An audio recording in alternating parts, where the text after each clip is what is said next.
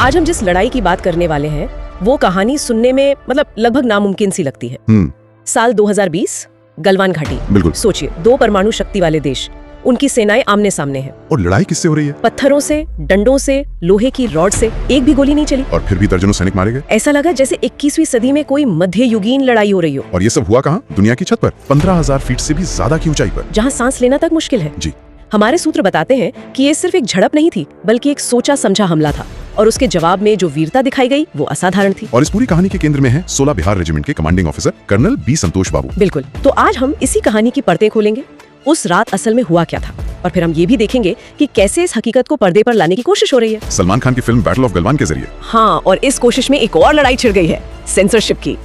तो चलिए शुरू से शुरू करते हैं। मेरा पहला सवाल यही है कि आखिर 2 आधुनिक सेनाओं के बीच बंदूकें क्यों नहीं चली? ये सवाल ही पूरी कहानी की बुनियाद है। अच्छा। इसकी वजह है लाइन ऑफ एक्चुअल कंट्रोल यानी LAC और उससे जुड़ा एक बहुत पुराना समझौता। LAC, जो कि कोई तय इंटरनेशनल बॉर्डर तो है नहीं? नहीं, बिल्कुल नहीं। ये बस एक लाइन है जहां दोनों देशों की सेनाएं तैनात हैं। तो सालों के तनाव के बाद शांति बनाए रखने के लिए एक समझौता हुआ था। क्या समझौता था? कि LAC के 2 किलोमीटर के दायरे में कोई भी सैनिक बंदूक या किसी भी तरह के फायर आर्म्स का इस्तेमाल नहीं करेगा। ओह, तो शांति के लिए बनाया गया नियम ही इस क्रूर लड़ाई की वजह बन गया। एक तरह से हाँ। अगर बंदूकें होती तो शायद लड़ाई दूर से होती, लेकिन यहाँ तो बात हाथों हाथ की लड़ाई पर आ गई। और जून 2020 में एक डिसएंगेजमेंट पीछे हटने का एक समझौता भी। हाँ, 6 जून को हुआ था। बिल्कुल, 6 जून को ही तय हुआ था कि दोनों सेनाएं पीछे हटेंगी। लेकिन कुछ ही दिनों में भारतीय पेट्रोलिंग टीम ने देखा कि चीनी सेना ने न सिर्फ समझौते को तोड़ा है, बल्कि भारतीय इलाके में एक निगरानी चौकी और टेंट भी लगा दिए हैं। जी।